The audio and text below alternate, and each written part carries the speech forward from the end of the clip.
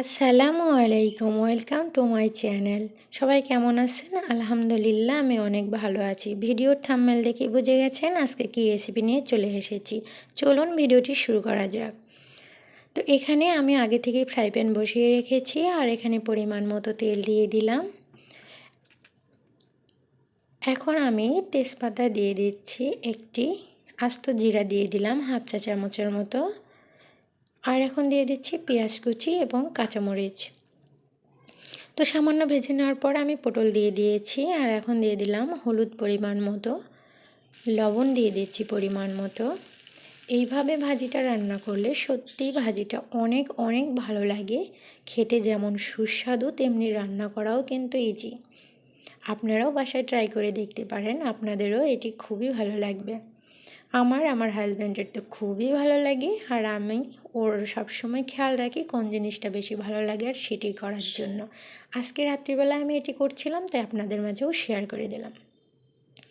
দেখতেই পাচ্ছেন আমি আস্তে আস্তে এগুলো নেড়েচেড়ে উল্টে দিচ্ছি। এভাবে দিলে ভাজিটা নিচ থেকে পুড়ে যাবে না আর পারফেক্টভাবে সিদ্ধও হয়ে যাবে। তো আমি সবসময় মিডিয়াম আঁচে রান্না করি খাবারের পুষ্টিগুণটা বজায় রাখার জন্য, এবং ভাজি যে কোনো রান্নার ক্ষেত্রে মিডিয়াম আঁচে রান্না করলে কিন্তু রান্নাটা খুবই ভালো হয় আর এর টেস্টটা কিন্তু বজায় থাকে। তো দেখতেই পাচ্ছেন এভাবে কিছুক্ষণ পর পর উল্টে দেবেন আর এভাবে নেড়ে চেড়ে ভাজতে ভাজতে দেখা যাবে একটা পর্যায়ে এক এক সময় এক এক কালার আসবে। এখন আমি ঝালটা একটু ঝাল ঝাল করবো আর কি।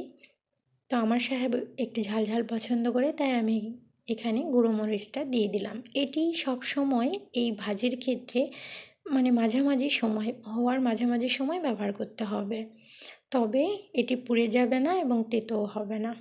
তো দেখতে পাচ্ছেন কিছুক্ষণ পরের ফাইনাল লুকটা আপনাদের মাঝে চলে আসবে। এখন বলে রাখি, আমার ভিডিওটি যদি ভালো লাগে অবশ্যই লাইক কমেন্ট শেয়ার করে দেবেন এবং নতুন যারা দেখছেন চ্যানেলটিকে সাবস্ক্রাইব করে পাশেই থাকবেন আরও নিত্য নতুন ভিডিও পাওয়ার জন্য। তো এতক্ষণ পর্যন্ত যারা ধৈর্য সহকারে আমার ভিডিওটি দেখছেন তাদেরকে সকলকে জানাই অসংখ্য অসংখ্য ধন্যবাদ। দেখতেই পাচ্ছেন এর ফাইনাল লুকটা কিন্তু চলে আসতেছে। তো বন্ধুরা, দেখা হবে অন্য কোনো রেসিপি রান্নার ভিডিও নিয়ে। সে পর্যন্ত সবাই ভালো থাকুন, সুস্থ থাকুন। আল্লাহ হাফেজ।